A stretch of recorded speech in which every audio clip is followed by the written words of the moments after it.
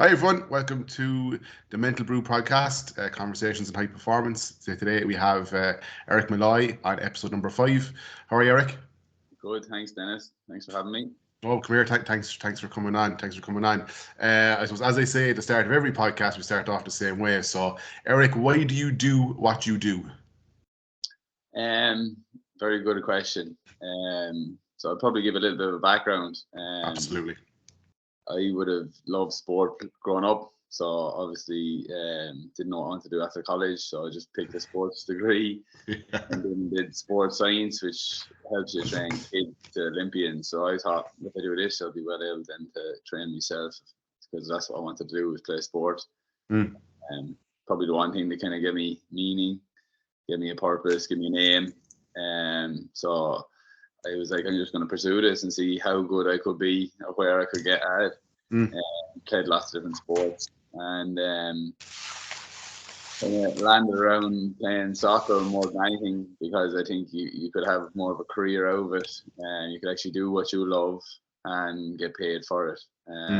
So I kind of knuckled down and trained hard and focused on any ways that I could make that happen, really. Coming from a small little village in Carlow with not many connections and stuff like that, has its challenges.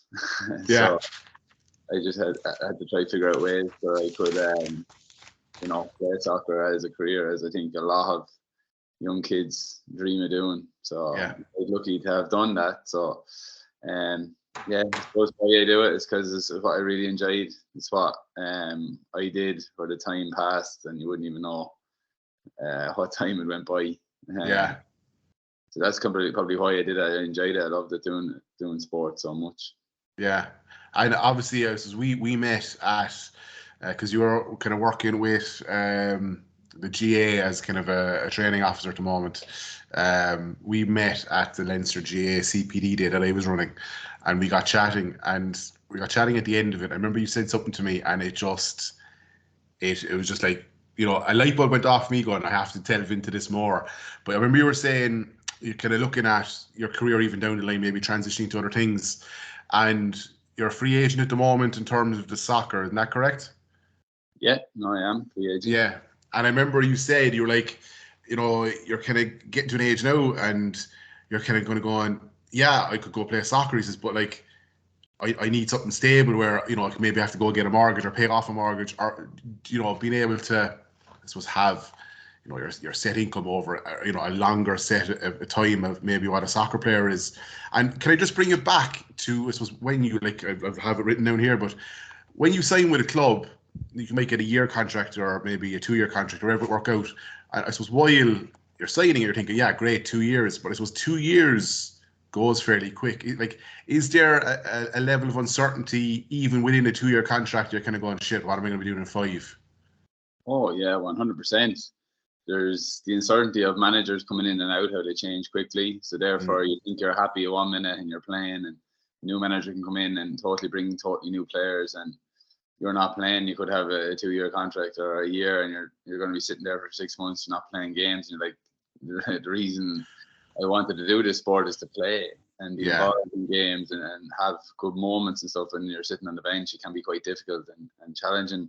And then the uncertainty of, like if you're trying to do something else in your life, like if you want to get a house or, start a family as people naturally do, to get that mortgage and things like that, they don't look at it seriously like a professional contract at all. Like 1 year, it's too unstable and very difficult there to do something outside of the football. So that's where this year then I was kind of going to try and mix it and think about more long term. Like if I want to have some stability, that's where I was working then, like as a full time coach with the GA. But then also I was kind of having the conversation. Then you want to do what you love doing. Yeah. I think that's what it's what you enjoy, what you wake up in the morning you love to do. That can be different for every single person. And I think that's kind of what resonated with me. I think I mentioned this to you. Like even if you had money wasn't an issue, you had the millions or whatever you want to call it, and you had enough money, what would you end up doing still? And then it kind of resonates with me. Well, I'd love to be still playing and stuff like that. So probably maybe a little bit soon for me to do it. Maybe I was thinking the stability thing. Yeah. maybe go and still enjoy your life, because you will get a bit older and that will come pretty quick. So Yeah. therefore, you might as well be doing what you like doing when you have the chance to do it. That's the way I was kind of thinking about it. But there is a lot of uncertainty. You don't know where you will be, where you'll be situated, where you'll be Yeah. living, who you'll be living with, the type of players, the team. Everything changes year on year. So you kind of have to be okay with uncertainty. Yeah, absolutely. And there must be, obviously, so just say now you sign your contract. Again, maybe you can have it in your mind about the mortgage down the line, but like at the end of the day, your job is to perform on the game at the weekend or whenever you're playing your games. How do you deal with, I suppose, the mental challenges of maybe, look, you're trying to get things in line for down the line. It's a worry, it's something might be on your mind, but you're still trying to perform. How do you make sure that maybe the worries you have wouldn't affect you perform at the weekend to kind of get you the next contract or the next club? Well, I think you have to be quite logical with this, because you need money to survive, to do Mm. things. Especially in Ireland, anyway. That's right, exactly. It's one of the most expensive countries to live in Europe at the minute. Like, so you need to have some money involved. So one of the things I would have done starting out in my career was, as I was playing, I would have worked as well, Fair so play. that, like, therefore I could save a bit of money, but I could still focus on playing. Takes a lot of commitment and a lot of time out of your full week, so you're Mm. not left with much else you can do. And then as I started to kind of get better at the football and stuff, and opportunities came my way, I could actually go. I went full time, so you're playing professional sport full time. So therefore, then you can actually focus fully, and it becomes a lot more serious, and the results matter. That then you can put a lot more of your focus into your recovery, the mental aspect of things, your trainings, how to improve, and as quickly as possible you can improve, so that you are at your best for the matches at the weekend. So I suppose you have to be logically about it. You have to save up a bit of money and save up, so that when you do, say, go professionally, you do have enough money to live on. But then also, if anything Mm. happens, you have something saved there. With the uncertainty of things could change and you could end up somewhere else, so you need to have a little bit of savings or something to give you that peace of mind, so that therefore you can focus fully on what you want to do. Like, there's only, I think, the top, what has it, 5%, maybe 1% are living with what, 50, 60K a Yeah. week. There's Yeah. the other side of it. Then you're down a lot near the lower end for most of the people playing professional sport. Like, and so it's like a basic job. So Yeah. you're gonna have to be realistic as well, like, with your finances. So you'd need to have some sort of plan, Yeah. idea, so for 1 or 2 years down the line, so that you have a little bit of certainty. Yeah. And that's the way I would went about it myself now. But obviously, each and everyone's person is a bit different, and it can be a bit more risky depending on Yeah. people's situations. But yeah, there is a bit of unknown there to all that. But look, I think in life everything is a bit of a risk. So Absolutely. Yeah. you know, Absolutely. Yeah. there's This no was. there's no fun in, like, lying in the corner with a blanket over your head. Like, yeah, you have to go out and enjoy life, and everything is a bit of a risk. Yeah. Yeah. Absolutely. Come here. Absolutely. 100%. Would you say though, like, would you stick with the Irish league for a while? Like, is the league set up to, I suppose, for people to be making a living at all levels? Like, so I know from being involved with City and the ladies, I think the winner of the league gets 12 grand. So like, if you're an owner and you're putting 100,000 or 200, 300, whatever you're putting in, and all you're getting back is 10 grand. It's kind of a bit of a downer, but at the same time, we've got talent. You want to produce them. Like, I suppose, or what would you like to see happen in the league that maybe becomes a bit more sustainable for people to make it maybe that living off? Because obviously now back in the boom, you'd hear of fellas getting a few grand a week and everything else, and obviously clubs went burst and started again and all that kind of crack. But what do you think could be done more to help, I suppose, clubs be more sustainable, help people make a living out of it? What would your thoughts be from being in it? Well, ideally, as a player, you'd love to have higher wages that you could live comfortably Mm. on and focus on it. By doing that, you're just going to increase the quality in the league. People can then focus on their job, the matches, the weekend. They have their one focus rather than they're working outside of it. They're Mm. tired. So obviously, if that could increase, now obviously that the funds need to come from somewhere there. Yeah. So I'm not sure. I wouldn't be over any of the financial institutes around, or the government with their funding, with the FAI and what they're allocated or allowed to give through their funding from UEFA and things like this. They have to allocate that money accordingly where they see fit to obviously develop the game.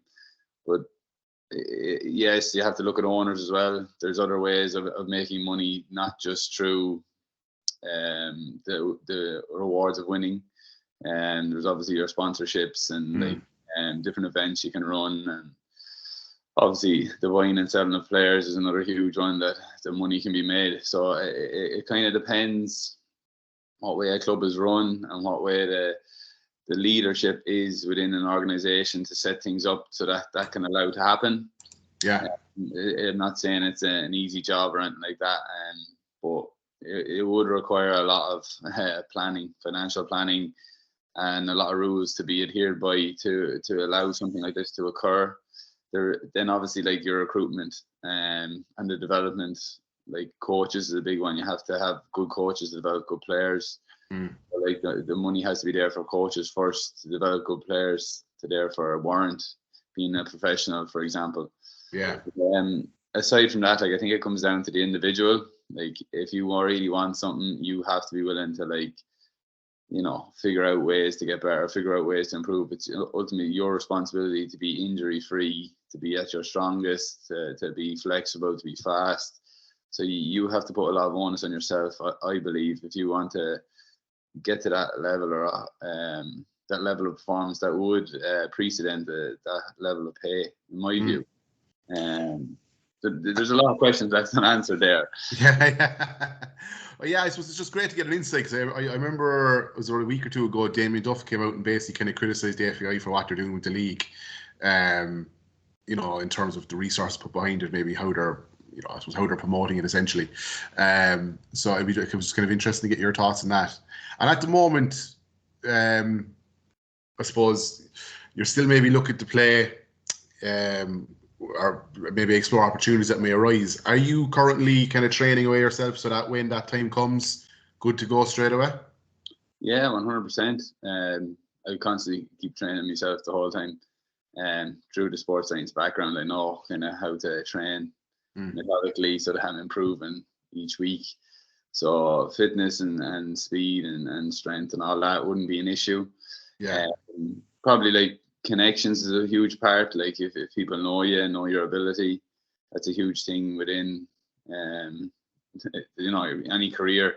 So if you want to move or go somewhere, you connecting with people is one of the most important things. So from where I'm from, in a small village in Carlow, that'd be probably one of the most difficult things with me. But yeah. I'm as good a shape as I've ever been, and well able to play at a high level. But as you were talking about there about the FAI and things like that stuff coming out with comments, there has been a total rebranding. There's obviously a new CEO and all in the last 2 years, ever since John Delaney left, after the way kind of things were left there. There is a process there of getting out of some financial issues and trying to get things off the floor again and try get things moving. You probably won't see the fruits of the labor for probably another few years, and usually afterwards where you see the results of the work that's been done. So only time will tell. Duff would be more involved at the minute in all that sort of situations than I would. So he probably have a little bit of a stronger opinion than me at the minute. I know. I suppose for you now, maybe over the next 6 or 8 months, you mentioned already that you're kind of changing, moving away from the coaching aspect. What's the next move? What could be on the cards, or what excites you? Well, definitely, I think like still because I'm in great shape, I'd love to be playing football again. So I'm probably looking for opportunities, trying to connect with people in regards to different areas, not just in Ireland, in different countries. Like naturally, you'd like to be playing in the sun. Everyone's mood is good around in the sun. So somewhere where it's nice and warm with some good facilities, that's what I'd like. Like the best players, if you ask them what they like most, is obviously playing football. But like the next thing, then obviously playing on like flat pitches, good facilities, you know, in front of big fans, or like in stadiums, is like what most people will tell you they love about playing sport. So I'd love to be playing like in really good training and good facilities and playing in good stadiums. Like I think that's natural from any sports person to want that. So you try to get to the highest level as you can possibly, because that's where I feel it's most enjoyable. At the higher level you play at with better players, and you see more magical moments, and it just becomes more enjoyable. So that's what I'd love to, like, from my time in Ireland. Like I've worked with Duff in Shells. He was coaching me, and like being coached by good coaches, like that's really enjoyable as well, where they have a certain target or a certain way they want to play, and they're trying to mold everyone into that to play in a really good way. So that's quite enjoyable as well, compared to the old school of just hit or run. Yeah. You know, so that would be enjoyable too, depending on the coach you could link up with, you know. And obviously, you know, I suppose, and for me, I'm kind of speaking from my own point of view here. I'd follow, I suppose, the English Premiership. I never really got into the League of Ireland, which was probably, I suppose, why. I suppose I started off United young, and I just kind of viewed that as it. But I probably should have kind of maybe supporting the local team in Cork City a bit more, which I'll hopefully try and do for the next season. But for you now, or even for any player in your situation, so you're looking for a team for next year. Like, what are the steps you take? How does it happen that you get in front of the right people for whether it be a trial or whether it be for, oh yeah, look, we have your tapes, or like what's the process involved? Yeah, that's a tricky one now. And like it changes as you go older. When you're like younger, it's 15, 16, the phone does be ringing a lot. You have 3 or 4 different, 5 managers, 6 on to you when you're like 15, 16, 17. And it can be quite overwhelming. And then when you're getting a bit older, like 20, 21, the phone does be ringing constantly for different times, different opportunities and things like that. But as then you start to get older, past 25 or 6, that kind of stops. Most clubs want young players, good young players. They develop them a bit themselves, and they can play for a year or two. And then at that point, most players have ambition to play higher, and they want to go to places. And the club knows then if they do well with them, they can sell them on and make a huge fee. So they're looking for players that can be resold, basically, and that's just the nature of the sport. So when you're getting a bit older, then the process is a bit different. I think there's an opinion out there that some of the older players, past 28, 29, 30, I don't know, that they're injured a lot, or that they can't perform, like, or they're not as quick. But I don't agree with this. That is the case in some, but like not everyone, you know, everyone is a bit different. Me coming from like a sports science background, I would have known how to perform, how to like train, how to eat, the psychology of sport, like how to think. So therefore, like, I'm able to keep myself in very good shape. But also, like, experienced players know what to do, when to do it on the pitch. That's probably the most important thing, like making right decisions. Decision making is the most important thing, and that's the one thing the youth are learning. They might be fast and quick, but they can make this one bad decision which can cost you a game. But the difference in experienced players, they know that, so therefore there's a less chance of things going wrong. So I feel that it's been just thrown aside, the older players, slightly a bit, and it's left the coaches to develop the younger players. And I found when I was young, there was always a lot of older lads in my squad when I was, say, 18, 19, compared to then nowadays. I think there's only 2 to 3 usually older lads in the squad nowadays. Before, we could have been 10 or 11 in a squad when I was playing when I was younger.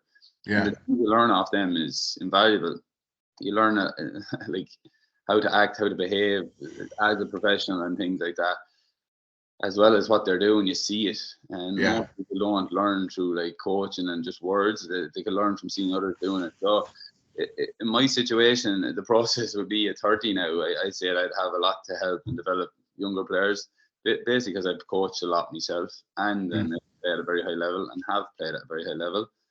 But what you're saying with me trying to find a new club, the process, you have to kind of have videos made of yourself, because if someone doesn't know you, they need to see what you're like. So you need short videos of yourself, some of your good moments, and it's not just say your goals. You need to see certain things like how you play, say how you defend, or like the areas you pick up, and you have to highlight them things in a video.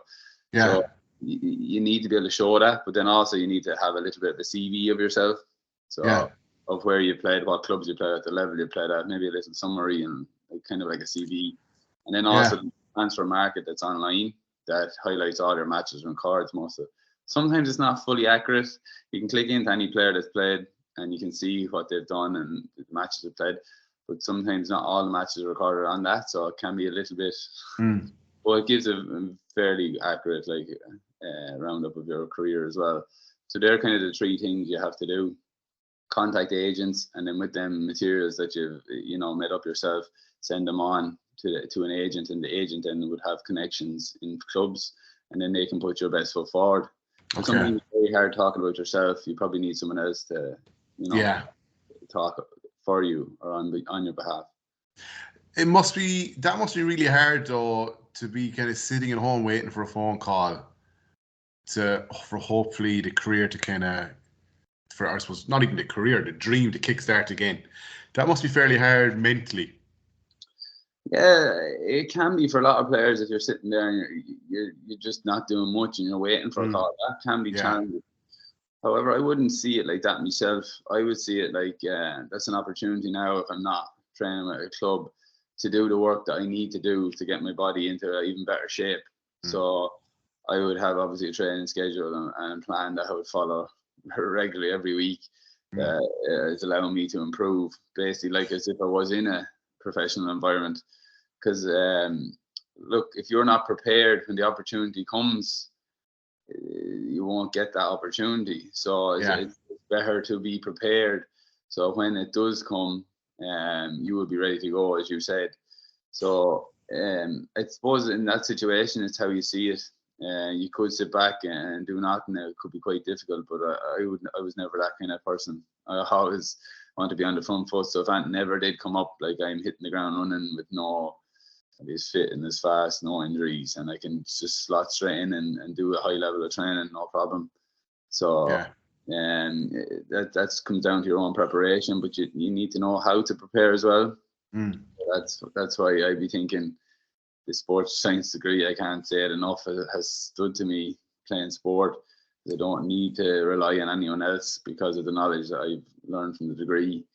So that's been a massive asset in me playing sport at a high level. And would coaching in terms of the sports science be something you might want to get into longer term once you're happy that you've done all you wanted to do playing? Oh, 100%. I think I have that coaching bug. I've done I've been abroad and I do really like coaching. That's one thing I think I have a lot to offer from playing in different sports and variety of sports and being coached by loads of different coaches. I kind of take little snippets from everyone else that I've been around, what kind of works and what doesn't work. And I really like the coaching aspect. Just finishing off my UEFA B license as well as at the minute as well to have that. So when I do finish playing football, that it could be an easier, smooth transition into coaching. With the sports science background and the level I've played at, I think it could be a valuable asset to help develop young kids and maybe obviously I'd love to train a senior team one day as well. Unreal, because I know again I wouldn't know much about the soccer structures, like work with the lads and work with now, they're on about this and on about that, and you know what I mean, I'm just there and like, oh yeah, great, wouldn't have a clue about it with this player and that player. I wouldn't have a notion, but I do think you need certain qualifications to coach certain teams, like to be a manager or something of I don't know, an under-19 academy squad. I think you might need your A license. So having that, once you're progressing through your licenses, you've played, you've your sports science degree, it probably would be an attractive package, all right, for clubs, to say, look, Eric there, he's around, he's got this and this, and obviously kind of get you started in the coaching realm then. Oh, 100%. I think as most young players, you kind of look up to people who've played before. And I'm not saying any other coaches. I'm just saying, as a kid, you look up to some lads who've played, and you think, they've done this or done that. That you'd listen to their advice. Yeah. So having been able to play it and also being coached by other coaches, like, you know, I can see it from a kid's point of view, and from, you know, teenagers all the way up to adults, what it takes to play at a high level. Yeah. So yeah, therefore, like, I feel I could add a lot. Now, yeah, you Yeah. do need your badges and stuff like that. You need a pro license to coach a pro team and stuff like that in the League of Ireland. But you could be on your A license, I think, as well, and be Yeah. doing your pro to manage a club like that. So there is obviously steps involved. But yeah, like something like that would be appealing to me. Once in Unreal. my career, yeah, I'd love to do that and give back what I've learned already, you know. And we were actually saying it when we met above in Abbottstown, but we would have come across each other in the SETU arena during the National League, Carlow v Waterford. You came on in that day when we were chatting. So you've turned your hand to GA as well. How did you find? I suppose, what do you find the difference between soccer and GA? Because I want to chat to you about that, because I noticed it myself and being involved. But what do you see the main differences between the two being?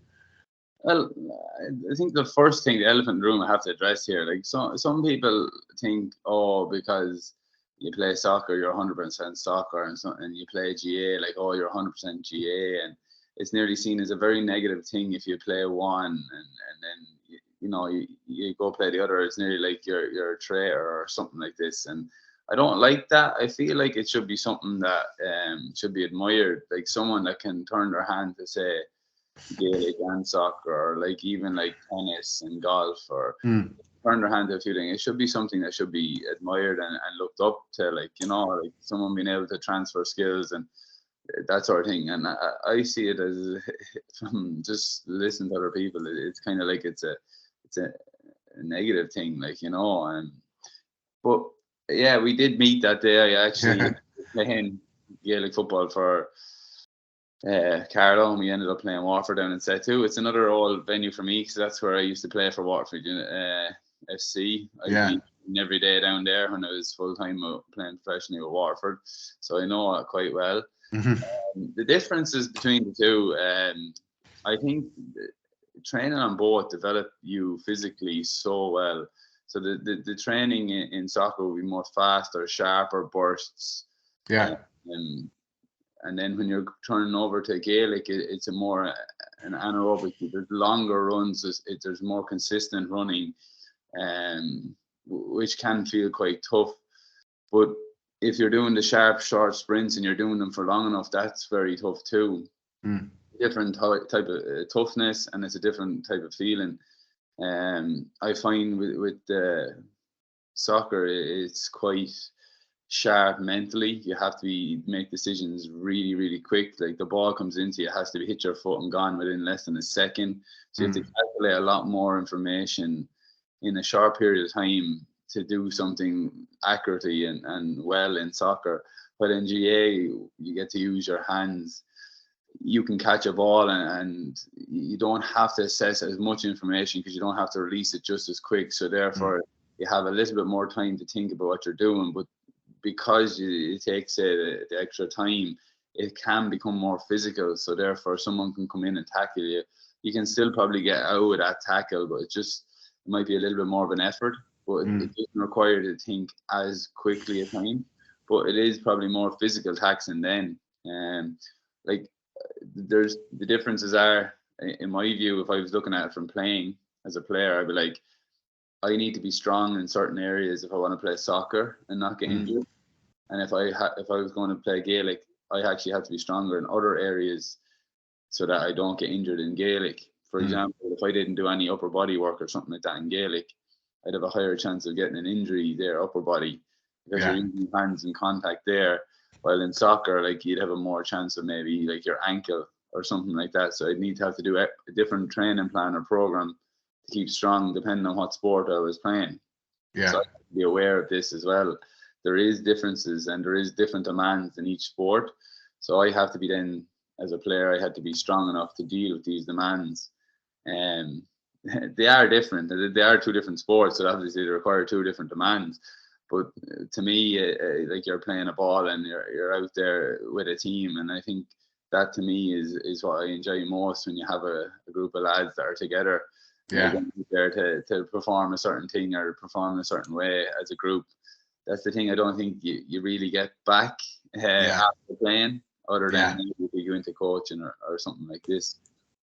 It's still different though, isn't it? Once you're coaching, you're obviously part of the group, but it's different from when you're a player. All right. And would you say, or have you noticed any cultural differences between the soccer dressing room and the Gaelic football dressing room? Yeah, I suppose there's a more of a social aspect with the Gaelic, as I find. The lads are maybe closer friends. They value each other's opinions a lot more on what they're doing and what's going on socially.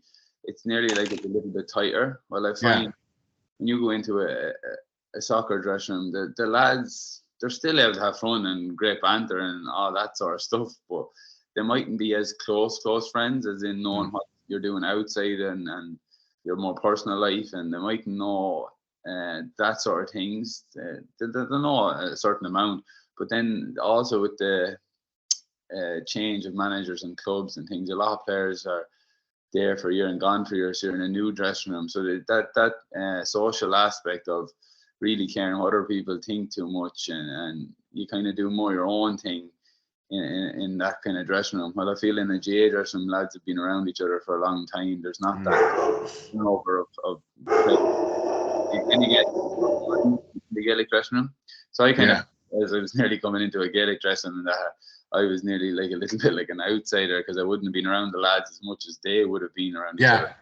Yeah. Compared to where a soccer dressing room, you're coming in, you're nearly like everyone else. Everyone's kind of the same. Like they haven't been there too long, bar maybe one or two of the lads who have, but they're both are quite welcoming, and you can still have the crack with both, like.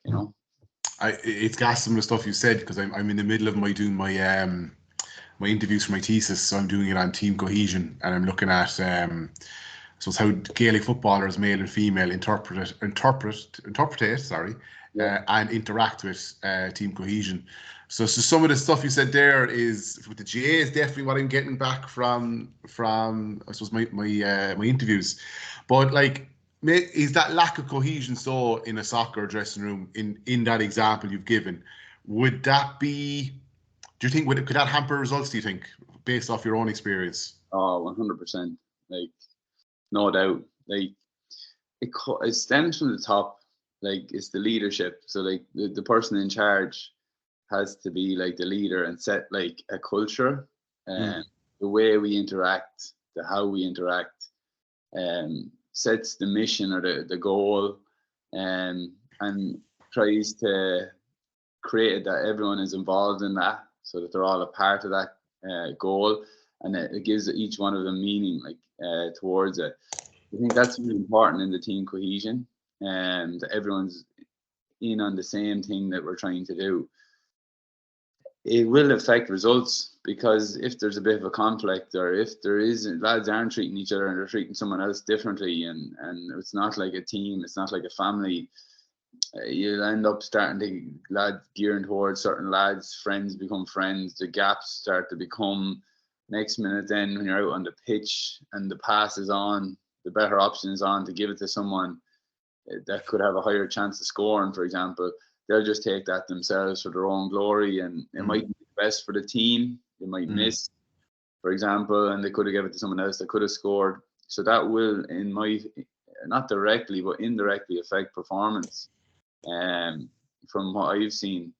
But when you're a team, lads always make the best decision for the team. What is best is, if you were a fan looking in on the side and the fan was saying, give it to that guy, or no, shoot yourself, like the best possible way of scoring, opportunity for the team to score. I think when you come with a team with that team cohesion of what's best, the performance increases tenfold. And also, when things go wrong, a team that's in it together are able to keep, how would I say, emotionally able to keep positive.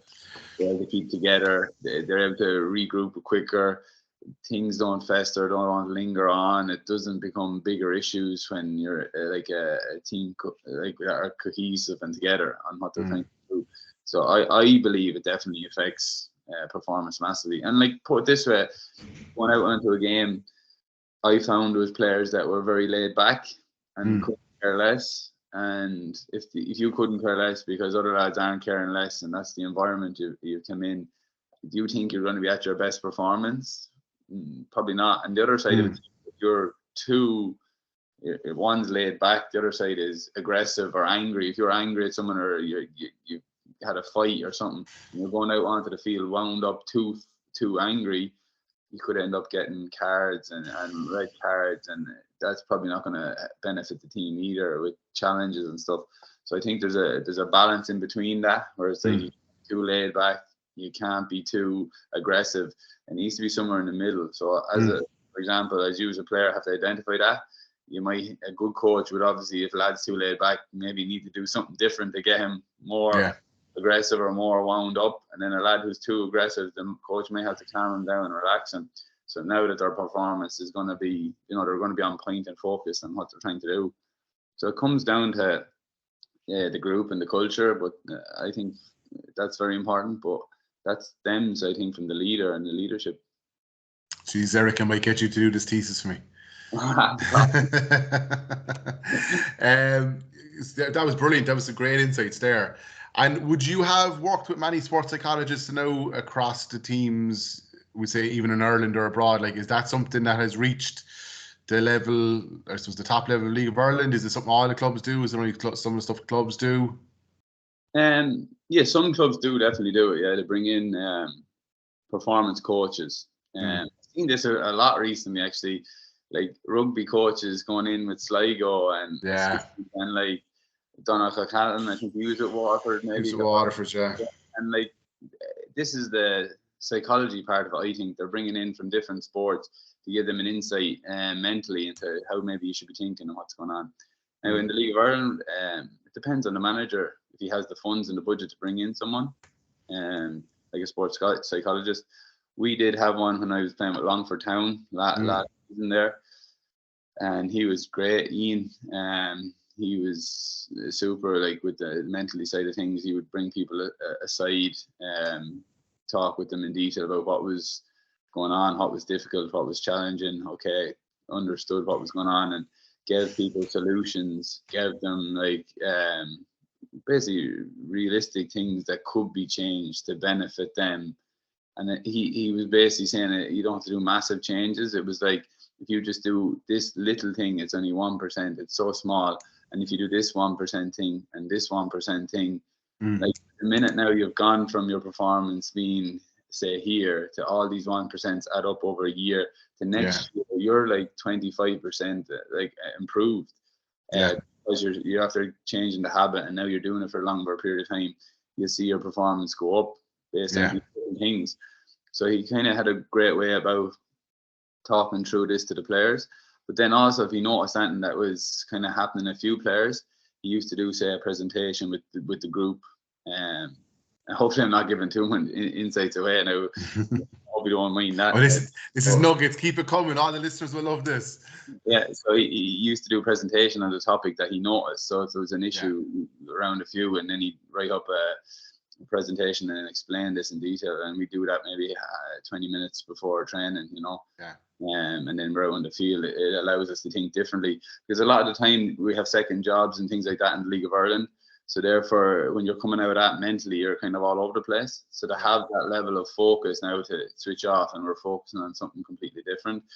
When you have that focus, now you can improve the things that you're focusing on, and therefore you can practice them and improve them. And next minute, then you as a player are starting to develop.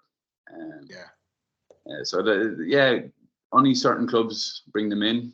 I think it falls on the manager a lot, like as in the manager is supposed to be the psychologist, and he's supposed to set the tone, and he's supposed to talk. But some managers like don't have the qualifications, and it's just their own experience. But other managers, like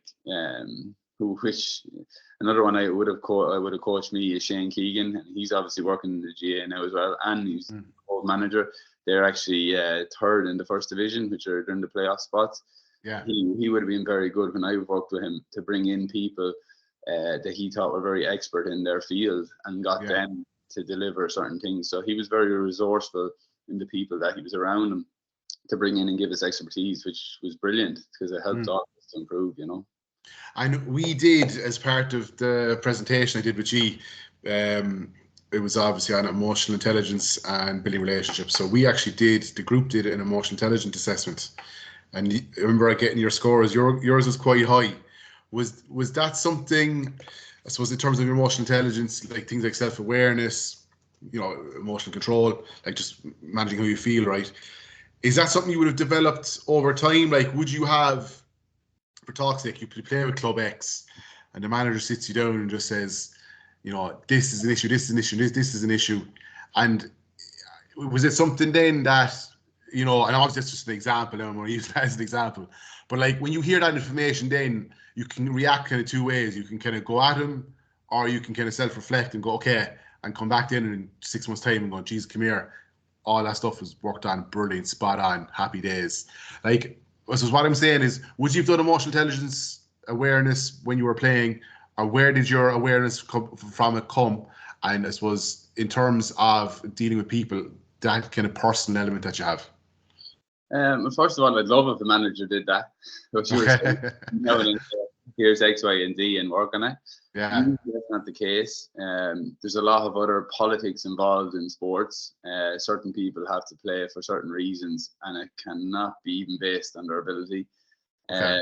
So therefore, a lot of the times, manager can tell you lies. I've noticed from my past. So sometimes you're there listening to someone saying something about you that is completely false. And yes, this is one part of it. It's like you have to be able to take in that information, obviously take it on board, what they're saying, what's going on, and then you have to be able to read that yourself. Is this correct or is this not correct? And then it's like, I've gotten their opinion, so I understand where they're coming from, or you can understand what they have to do. Now, as I said, it'd be great if they sat down and talked to you. Sometimes they avoid that conversation the whole time. I've noticed certain managers, they avoid it, they try away, and let's just keep going and you'd be grand, and they avoid it. So they don't really give you the information that you need to, say, improve or get into a squad or whatever you need to do. So that's why I was like, I'd love that. The emotional empathy and understanding, I think the IQ you're talking about here comes from, I suppose, you want something. So if you wanted something in your life, you wanted to be somewhere, you wanted to get somewhere, I was like, how do certain people get there and get where they want to be? Like, and it comes from a burning desire, I think. Like, for me, obviously, I wanted to play at the highest level. So I needed to have an understanding, like, how do players get there? What happens? I need to understand it. So therefore, when I was younger, I would have just reacted, like when things went against me, and I just would have, and that's just a reflection of me. So I wouldn't have known how to deal with things or known how to handle them. I would just react based on the moment, rather than taking in the information and then maybe having to think about, this is what's happening right now. It's a reflection on me, how I decide to do with that information that I've given. And like, there's always a best move. Like, even if you're sport or you're playing chess or playing anything, there's a best move. And same with this, if you have challenges, it's like there's a best move here. So to think of that best move, you have to sit down and see where the situation is and where do you want to be. So what would your best outcome be? So there's the desire. I want this. That's the desire I want. Right. What's the best move to get me towards this? Sometimes you might have to step back, and it looks like a negative thing to step back, to go around to get to where you want to be. So I think this is where came for me, the empathy, is to understand how to, get to where you want to be. And there's obviously there's many ways to cook a different dish, or whatever they say is appeal. Many different ways to do things. So I had to then figure out, right, if I needed to get where I needed to be, I need to understand, I need to have empathy. I have to understand what makes decisions. I have to understand how I'm feeling as well. That's an indicator of, like, for example, if, say, you were jealous, I was like, what is jealousy? I need to understand what this is. If I'm jealous of someone, it's because they have something that I'd want to be there. So it's indicating to me, like, that feeling, it would be indicating to me that's what I want to do or what I want to be. Therefore, now I know where I need to be. There's the desire. So now I need to figure out how to get there. But these feelings would indicate things to me. So I had to then recognize what the feelings were, so that they were signals to help me be happier. So, for example, if you're angry, it was like, why am I angry? So there's obviously a disconnect. There's a miscommunication. Obviously, they're saying something and I'm thinking something different, and there's a disconnect. So then, for me, if I want to get rid of the anger, I need to have understanding. So I need to figure out what's going on with them. Then I also figure out what way I'm thinking, and is that the correct way of thinking? So when I then understood, the anger started to go down, and the understanding was on the same page. So therefore, you wouldn't be getting angry as much. So therefore, you'd be a lot happier. So I had to understand these emotions, and then they kind of were nearly a guide or alert me to where I want to be. And then I had to figure out then how to get there, which was you have to really be nice to people and connect with people. Connections is how you get everywhere. So if you're not going to be nice or understand other people's feelings, or understand how they are, it's very difficult for you to go anywhere. Like if you want to go higher and want to get places, pissing people off is not going to get you there. Yeah. Myself how to learn all these things, and I had to study. I had to go in and research like people who are very good in these areas and figure out how you should be dealing, how you should be acting, and how you should behave in these manners, and then obviously gear them towards where you're going and what you wanted. Because if you don't do that, you won't get where you want. Like it's not just like a magic thing, you'll end up there. You have to have intention. Yeah. You need to be really focused and intent on your actions to get where you want to be. Like so. And that came from burning desire. That's where I learned about more empathy and understanding of others. That even just that that's gold even for any athlete listening. Any manager, anyone looking to get somewhere. Even that 5 or 6 minute thing there now was brilliant. And I've two more questions for you. Obviously in your position, and this is what I mean this now as a player to a manager, would it be fair to say that players can be seen as commodities? Would that be a fair thing to say? Yeah, they can be, yeah. So like in that instance then, you need to perform a certain way for the manager, or you need to behave a certain way, or you need whatever to show up a certain way. Even looking back in your career, it can be sport, it could be work, it could be anything, even school, like maybe not school because you would have been young, but how do you deal with those conversations where someone is, I wouldn't say criticizing you, but it might seem like they're criticizing you? How do you deal with that as a player? Because that must be difficult, because I know I myself, and geez, the wife will tell you this, if we have an argument straight away, it's either an excuse or I'm on defense or defensive or whatever else. We don't like hearing negative stuff about each other. So how do you deal with that when you're talking to a manager and he's talking maybe about performance, or he's talking about training levels, or he's talking about your preparation? How do you deal with that instance that may be negative? And obviously the other side is then, how do you deal with it when it's always positive? Well, I think first of all, I think you have to have gratitude. Like someone is taking time out of their day. They don't have to focus on you. They have a lot of other players to deal with, and they're choosing to give you their opinion to help you. Hopefully, this is what you'd be thinking. They're hoping to help you, so they're really studying and looking at you, and then being able to give you their feedback and advice to help you. Now, if that's coming from a very good place, so you have to be grateful that someone is going to do that for you. Now, the second point of all, if you want to treat both the same. For example, you don't want to, like, someone says something positive and then you're jumping around the room and you're happy out, and then when you say something negative, you're crying, because that's extreme emotions. I feel you have to treat both the same. You kind of have to be kind of level playing field, because at the end of the day, the most important opinion is the one you think of yourself. So like your own belief. If you believe you're going to be strong, you believe you're going to be fast, you believe you're going to be, quick, flexible, you believe you're going to be on time, you believe them things, you're naturally going to do things to be them. If you believe oh, I'm not fast, or I believe I'm not this, you probably won't do the actions needed to beat them, so you won't beat them. Yeah. So your belief and your opinion of yourself is the starting block. So that's why I'd say if you're listening to other people's opinions and the positive or the negative, you're not listening to yourself, which is probably the most important thing. Yeah. I'd be saying, listen to your beliefs, what you think, and maybe have a rethink. Is some of these beliefs stopping me becoming what I want to be? Like, Yeah. for example, am I working hard enough? Is this the standard I should be at? Would someone who's this successful think like me, and maybe compare, like, to benefit yourself? So I'd have a huge one to say your own opinion is very important, Mm. and stick by that. So if someone says something positive, you shouldn't be getting too high, because you know where you are. And say if someone says something negative, you know where you are. So, but on that, the criticism is very important, because you mightn't see some of the things that they see. Yeah. So this is the key point, I think, is you have to listen to what they're saying. And is this something you're not aware of, or you hadn't focused on, or hadn't thought about? And then you listen to them, where they're coming from and what's being explained to you.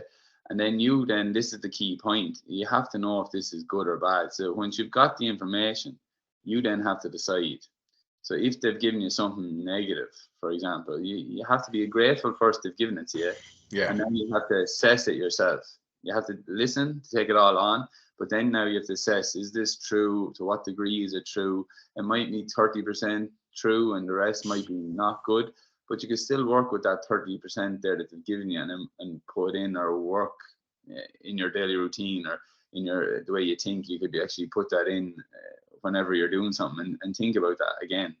And same with the positive thing. Like, some of this could be a bit overblown, or it could be a bit, you have to Yeah. decide for that when it's given to you.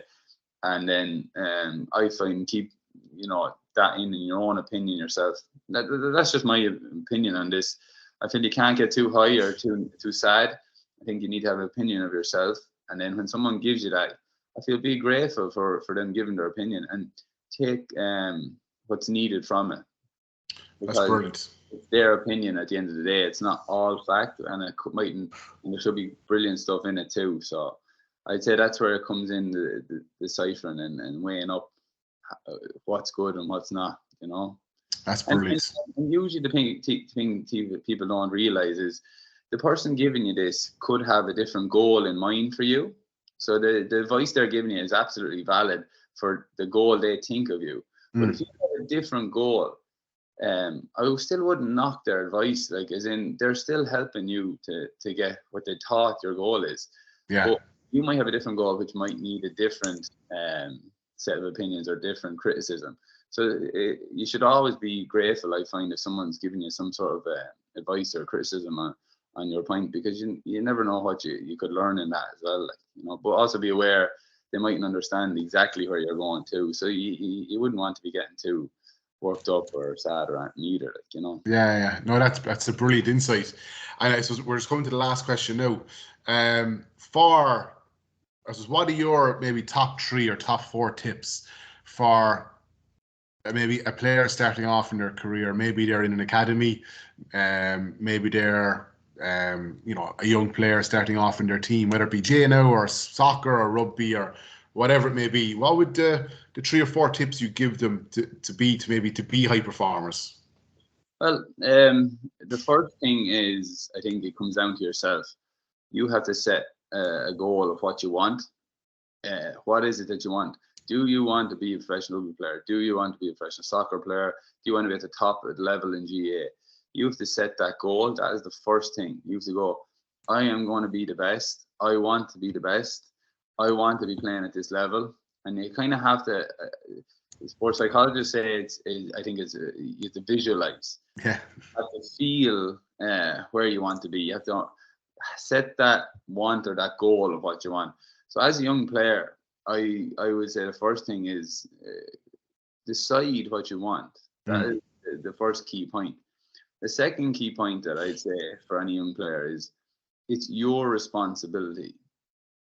So it's not your parents, it's not your coach's job to get you where you want to be. It's not your nana, it's not your brother, it's not your friend. it's your responsibility to get you where you not need to be. If you need to be fast, if you need to be fit, if you need to be strong, if you need to learn any of the aspects needed, it's your responsibility.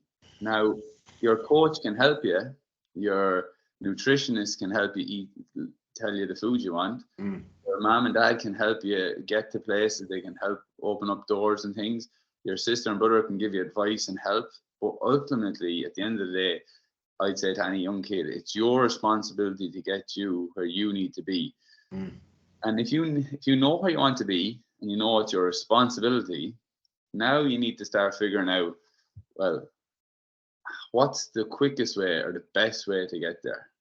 Yeah. You need to start to understand then, okay, right, what I have, so my strengths are X, Y, and Z. What do I need to add to that to get to professional rugby, professional soccer, GA? So what do I need to get better at? And then you need to have an understanding of that. Now, this is where the coach and people that played the sport can help you. So, for example, the third thing would be you need to know how to get there. And if you don't know, you need to figure it out. Like, it's your responsibility. So then talking to older people or coaches that have been there and learning the things that they do or are doing still, if they're still playing, will give you the nuggets and the things that you need to be at. You need to be at a certain level.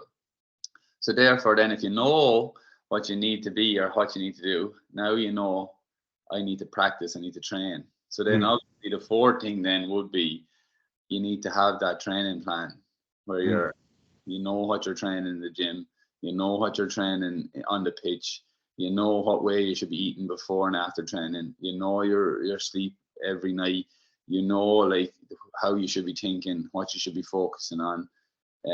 So now you have to go and do that then. So that'd be kind of a 4-step principle to me of what kids would need to do. They need to know what they want. They have to know they're 100% responsible for what they're doing. They need to know the gap of the level of ability. They need to know what they need to be able to do. Yeah. They need to know what skill level, flexibility, strength, the vision, the quickness of pass, all the skills needed for the game. They need to then set up like a training regime To fill the gap. To fill that, to get to that gap, that level. So that'd be my understanding of, for any young player, if they realistically want to get where they want to be, that would be a huge step towards getting there. Like, and that's massive. The last thing I'd say, you have to enjoy it. Yeah. You have to enjoy it. Like, you have to enjoy training. You have to enjoy going to the gym. You have to enjoy eating the foods that are going to make you perform. Like, you have to enjoy them things. Like, I know there's this thing of like I don't want to do that, and I don't want to do that. Like, I don't want to do this. For example, I don't want to brush my teeth. Like, I just want to go to bed. But like, then you won't have good teeth, or you won't have, like, they will probably start decaying and give you pain and start falling out, and you won't have teeth. Like, the same. I don't want to get a shower. Like, but then you probably won't look presentable. You won't smell nice. People probably won't want to be around you if you don't. So I'm saying, like, doing these things will get you where you want to be and what you do, that desire.